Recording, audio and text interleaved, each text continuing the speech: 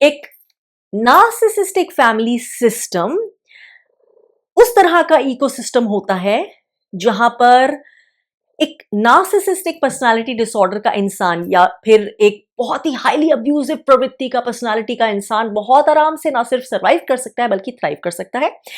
क्योंकि जैसे कि मैं बहुत बार बता ही चुकी हूं, इस इकोसिस्टम को बनाते हैं बहुत सारे अनहील्ड इंडिविजुअल्स।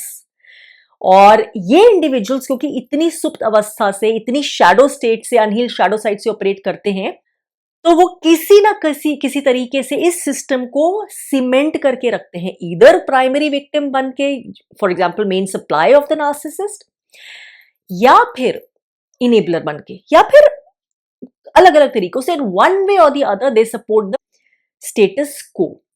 और क्योंकि नार्सिसिस्ट का सबसे बड़ा स्किल सेट होता ही ये है कि अलग अलग लोगों की जो रॉ नर्व क्या है वो पकड़ लेना, कैसे सबको मैनिपुलेट कर सकते हैं, सबके वीक पॉइंट्स क्या है, वल्नरेबिलिटीज क्या है, कोडिपेंडेंसीज क्या है, इसका अच्छे से मिश्रण बना लेना, स्टडी कर लेना, पकड़ लेना। वो इन सबको अच्छे से यूज करने में बहुत ही ज्यादा माहिर होता है अपने कंट्रोल सिस्टम को बनाए रखने के लिए, इस डिल्यूजन को बनाए रखने के लिए कि ही इज द गॉड।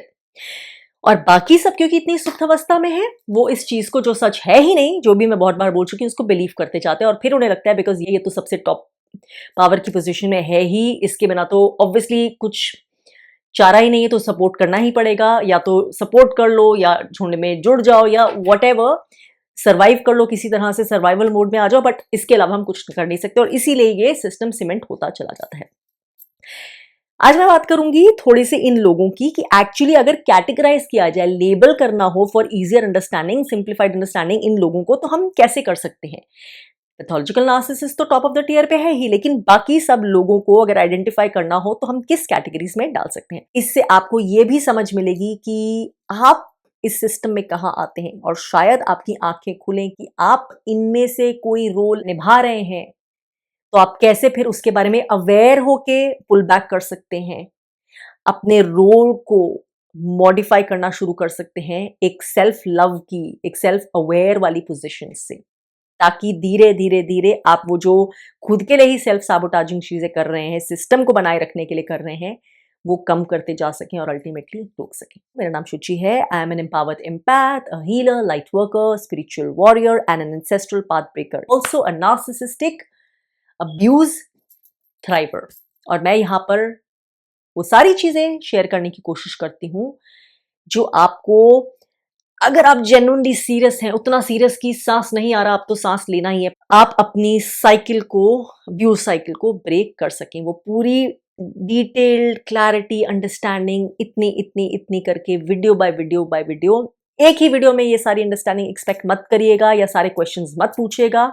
अगर आपके दिमाग में क्वेश्चन आते हैं, जब तक आपने ये सारे टॉपिक से रिलेटेड मेरे चैनल के ऊपर सारे वीडियोस नहीं देख लिए हैं, क्योंकि ये समझ एक वीडियो में देने की नहीं है। When you want to truly heal from a narcissistic abuse cycle और ब्रेक द साइकिल।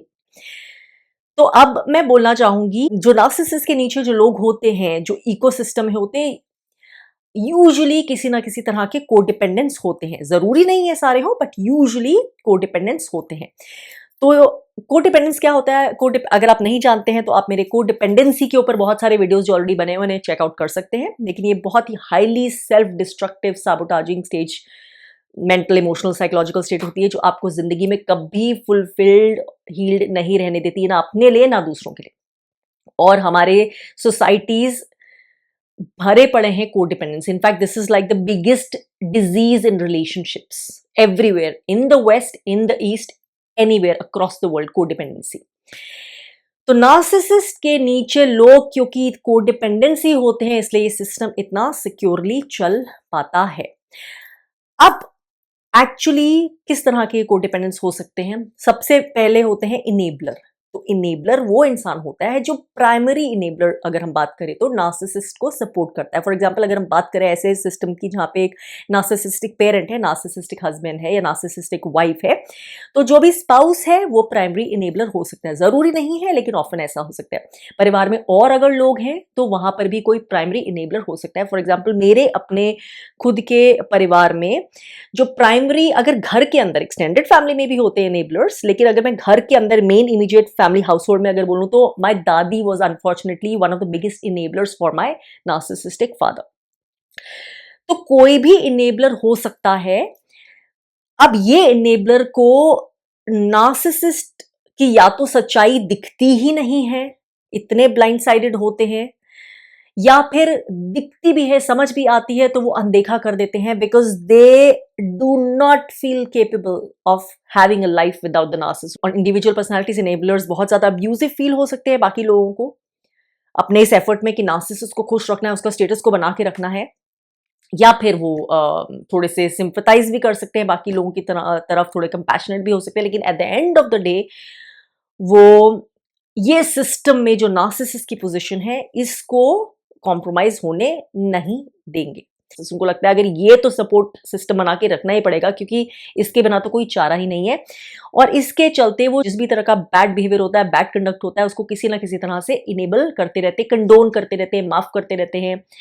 बच्चे भी अगर है या बाकी भी जो लोग हैं जिनको अगर कंप्लेंट्स है या जिनके साथ अब्यूजिव बिहेवियर हो रहा है या अनजस्ट ट्रीटमेंट हो रहा है, उसको इग्नोर करवाना सिखाते हैं, कंडोन करवाना सिखाते हैं। नार्सिसिस्ट को बेसिकली खुश कैसे रख सकते हैं या भला पूरा कैसे रख सकते हैं, वो उनका प्राइमरी टारगेट होता है, चाहे उसके लिए उन्हें कितना पिसना पड़े, कितना एग्जॉस्ट होना पड़े, कितना ड्रेन होना पड़े, but in the and they feel happy कि अगर ये स्टेटस को बना हुआ है और नार्सिसिस्ट उनको एक ठीक हैप्पी स्टेट में दिख रहा है, क्योंकि उनके लिए लगता है कि जैसे ही अगर कुछ गड़बड़ हुई, कुछ नार्सिसिस्ट को गुस्सा आया, नार्सिसिस्ट को किसी चीज से परेशानी हो रही है या कुछ ड्रामा, उनको लगता है कि ये नहीं चल सकता है, ये तो इसको तो जो चाहिए वो देना ही पड़ेगा, मतलब बियॉन्ड पॉइंट हम इसके अगेंस्ट नहीं जा सकते हैं, तो इसको तो सपोर्ट करना ही करना है। अच्छी चीज है, बुरी चीज है, जो भी है, we have to do that. And जो भी किसी के कंप्लेन्स हो, लेकिन अल्टीमेटली अपनी कंप्लेंट्स को भी साइड में रखो, अपने अंदर से शांति बना सकते हो तो बना लो, कुछ और कर लो, जो भी और तुम कर सकते हो, लेकिन इस सिस्टम को तो बना के रखना ही पड़ेगा। नेक्स्ट आता है लाइन में, अगर हम अगेन एक उस सपोज परिवार की बात करें जहां पे एक नार्सिसिस्टिक पेरेंट है, तो यूजुअली यहाँ पे कोई ना कोई जो है गोल्डन चाइल्ड होता है। अब गोल्डन चाइल्ड हम किसको बोलते हैं? Golden child is usually the child जिसको बड़े होते होते ऐसे माना जाता है, ऐसे ट्रीट करा जाता है because of whatever reasons. हो सकता है वो चाइल्ड पेरेंट को कुछ लगे, नार्सिसिस्टिक पेरेंट को, कि ये चाइल्ड मुझे फुलफिल कर सकता है बड़े होकर, या मे बी ये चाइल्ड इंटेलिजेंट है पढ़ाई में, या ये चाइल्ड गुड लुकिंग है, या ये चाइल्ड बहुत टैलेंटेड है, या इसके बहुत सारे हुनर हैं। तो कुछ चीजें हैं जो बचपन से बिकॉज ऑफ विच ये बच्चा स्कूल में रिकॉग्नाइज होता है, या सबसे इसको प्रेज मिलती है, या इसको ऑनर्स मिलते हैं। कुछ चीज है कि इस चाइल्ड के थ्रू मुझे बोरोड प्रेस्टीज या फुलफिलमेंट मिल सकती है, मटेरियल फुलफिलमेंट, या जो सोसाइटी में जो कहते हैं एक रिस्पेक्टेबिलिटी, फेक रिस्पेक्टेबिलिटी, या मुझे पोजीशन ऑफ पावर फील हो सकती है। कैसे भी अपने फुलफिलमेंट के लिए मैं इस चाइल्ड को फेस बना सकता हूं, ये बच्चा मेरे लिए सब कुछ करेगा जैसे मैं चाहता हूं, so I can mould this child perfectly and use this child अपने पर्पस के लिए। तो ये मुझे बेसिकली सप्लाई देता रहेगा उस तरह की, यूजुअली एक्सटर्नल वैलिडेशन वाली सप्लाई होती है या मटेरियल सप्लाई होती है। तो ये बच्चा जो है ये बड़े होते होते ऑलमोस्ट उस ढांचे में ढल चुका होता है जिस ढांचे में नार्सिसिस्टिक पेरेंट ने उसको डालना है। उसकी अपनी आइडेंटिटी अलग से नहीं होती है और ना कभी होगी अगर ये बच्चा जागृत नहीं हुआ तो। वो कितना भी गुड लुकिंग हो, कितना भी टैलेंटेड हो, चाहे कितना भी नाम कमा ले, कितना भी पैसा कमा ले, कितना भी फेम भी कमा ले, कुछ भी हो जाए, कुछ बहुत अच्छे प्रोफेशन में कुछ भी कर रहा है, व्हाटएवर उसकी बाहर बड़ी अच्छी इमेज है, इंपॉर्टेंस है, स्टेटस है, लेकिन द इनर रियलिटीज की अपने पेरेंट के लिए, नार्सिसिस्टिक पेरेंट के लिए ये सिर्फ एक पॉन है, कंट्रोल करने की चीज है। और ये बच्चा एक कठपुतली की तरह होता है नार्सिसिस्टिक पेरेंट के हाथ में। और गोल्डन चाइल्ड को बहुत क्योंकि वो ये नार्सिसिस्टिक पेरेंट के ख्वाब पूरा करने का काम करता है, या उसको इतनी अच्छी सी सप्लाई देता है थ्रू एक्सटर्नल वैलिडेशन, प्रेस्टीज और ये सारी चीजें, या मनी गेन्स, इसलिए इस बच्चे को एक पेडेस्टल पे चढ़ाया जाता है, पेडेस्टलाइज किया जाता है, थोड़ा सा ग्लोरीफाई किया जाता है। बाकी बच्चों के कंपैरिजन में इसको ज्यादा उठाया जाता है, इसको ज्यादा प्यार अफेक्शन दिया जाता है, इसको ज्यादा इंपॉर्टेंस दी जाती है, इसकी ज्यादा बाहर अच्छाई की जाती है। और अगेन ये सब इसलिए क्योंकि ये भी नार्सिसिस्टिक पेरेंट का उसको कंट्रोल करने का तरीका है, जब तक वो सारी चीजें उसके हिसाब से हो रही हैं, मैनिपुलेशन अच्छे से चल रहा है। Next in the line is usually the scapegoated child. अब स्केप गोट चाइल्ड जो है वो ब्लैक शीप भी हो सकता है। ब्लैक शीप क्या होता है ये मैं किसी और वीडियो में बताऊंगी। अब स्केप गोट चाइल्ड जो है वो यूजुअली वो बच्चा होता है जो ट्रूथ को समझता है, या फिर जो कंट्रोल करने के लिए इतना आसान नहीं है, या शायद जिसमें इतने टैलेंट्स नहीं है, इतने गुण नहीं है, या कुछ भी रीजन है, या तो वो कंट्रोल नहीं हो सकता, या फिर वो इतना आसान नहीं है कि वो सारी चीजें करेगा जो नार्सिसिस्ट पेरेंट चाहता है, या वो बहुत इंडिविजुअलिस्टिक है अपनी सोच में, समझ ज्यादा रखता है, या फिर वो ज्यादा पेरेंट को लगता है ये तो प्लेन लुकिंग है, या प्रोफेशनली इतना सक्सेसफुल नहीं है, या हो नहीं पाएगा, या इसके आसार नहीं दिख रहे हैं as compared to the other child. तो वट एवर रीजन्स, चाहे शुरू में या चलते चलते ये रीजन्स बन जाए, इस चाइल्ड को, जैसे कि मैंने स्केपगोट वाले वीडियो में बताया था, इसको यूज किया जाता है इसके कंधे पर रख के बंदूकें चलाने के लिए। फैमिली की जितनी भी सारी डार्कनेस होती है वो अपने अपने सब क्राइम्स डिफ्लेक्ट करने के लिए इसको स्पॉटलाइट में डाल देते हैं, इसको बलि का बकरा बना देते हैं।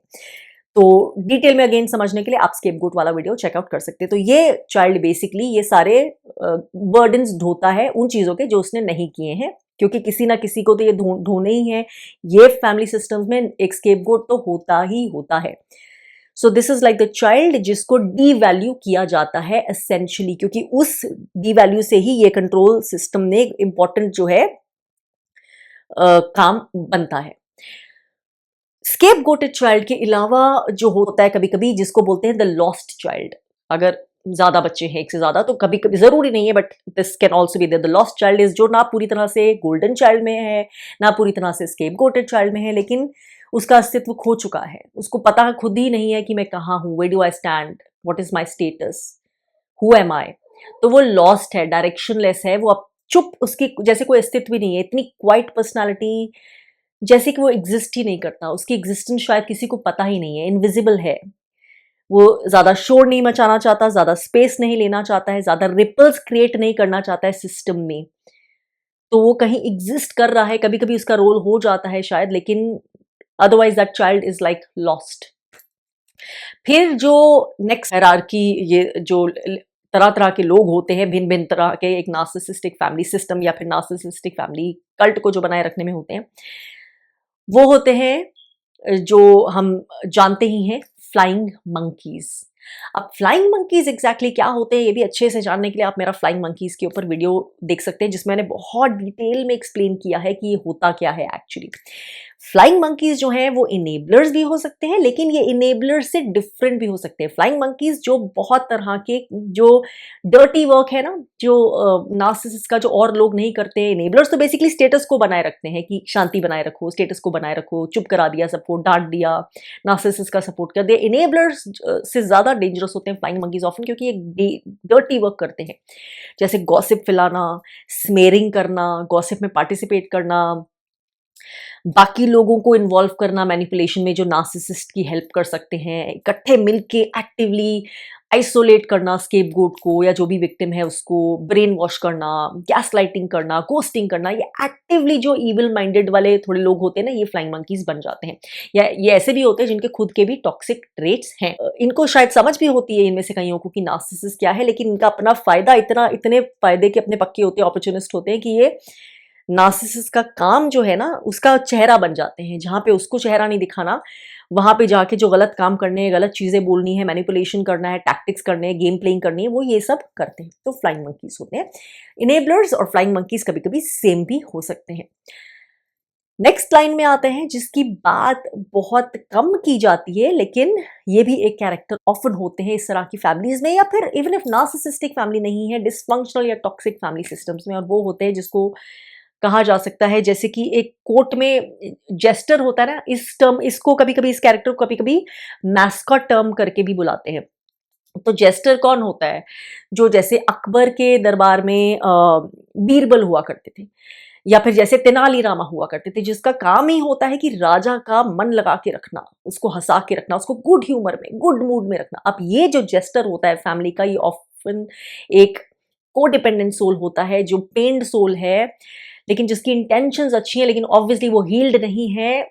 उसको वो भार ले लेते हैं अपने ऊपर, अपनी डिसफंक्शनल ग्रोथ की वजह से ऑब्वियसली, कि ना सिर्फ नार्सिसिस्ट को बल्कि पूरे फैमिली सिस्टम को, अलग अलग तरह के लोगों को खुश रखना है। बेसिकली ये सिस्टम, उसको लगता है कि कुछ खराब ना हो जाए, उसको पीस बना, कुछ भी घर में ड्रामा हो रहा है या लड़ाई हो रही है या अनबन हो रही है, कॉन्फ्लिक्ट की संभावना भी लग रही है, जो कॉन्फ्लिक्ट शायद हो भी जाना चाहिए, क्योंकि कभी कभी हेल्दी कॉन्फ्लिक्ट जरूरी होता है रेजोल्यूशन करने के लिए कोई चीज, instead of stuffing it under the carpet. ये वो कॉन्फ्लिक्ट नहीं होने देता, उससे बहुत डरता है। तो ये भिन्न भिन्न तरह से मजाक करके, जोक्स करके, या और पैंतरे अपनाकर, हर सिचुएशन में ह्यूमर डाल के किसी ना किसी तरह से जो है ये मूड को लाइट करने की कोशिश करता रहता है। और ये मूड जो लाइट करने का काम पूरी जिंदगी लिया होता है ना, ये बहुत भारी कॉस्ट पे आता है, क्योंकि अंदर बहुत सारी उसकी खुद की नीड्स, खुद के ट्रू इमोशंस रिप्रेस्ड होते हैं, स्टफ्ड होते हैं। ऑथेंटिकली वो इंसान शेयर नहीं करता, अपनी डिजायर्स को बहुत पीछे रखता है, बाकी लोगों को जो है उनकी नीड्स को या फिर उनकी सो कॉल्ड नीड्स को एलिवेट करके प्रायोरिटाइज करके रखता है। तो this person is a high codependent. तो ये जेस्टर भी जब तक वो उठ के समझेगा नहीं, सेल्फ लव में खड़े नहीं होगा कि मैं कौन हूं, मेरा घड़ा इतना खाली क्यों है और मैं क्यों ये करने की कोशिश कर रहा हूं, तब तक वो ये पेनफुल रोल में लगा ही रहेगा और अपनी भी एक्सप्लॉयटेशन होने देगा। तो ये सारे तरह के बेसिकली लोग होते हैं फैमिली सिस्टम्स में। ऑफन ये ध्यान रखने की बात है कि ये रोल जरूरी नहीं है कि हमेशा म्यूचुअली एक्सक्लूसिव हो। फॉर एग्जाम्पल हो सकता है कि जो जेस्टर है, मैस्कॉट है, वो इनेबलर भी हो, ये भी हो सकता है कभी कभी। या फिर जैसे कि मैंने कहा, जो इनेबलर है वो फ्लाइंग मॉन्की भी हो सकता है। तो हमेशा जरूरी नहीं है कि बिल्कुल म्यूचुअली एक्सक्लूसिव हो सारे, लेकिन ये मेन तरह के रोल्स हैं आइडेंटिफाइड, कि आप इनमें से कोई रोल अनजाने में तो नहीं निभा रहे हैं।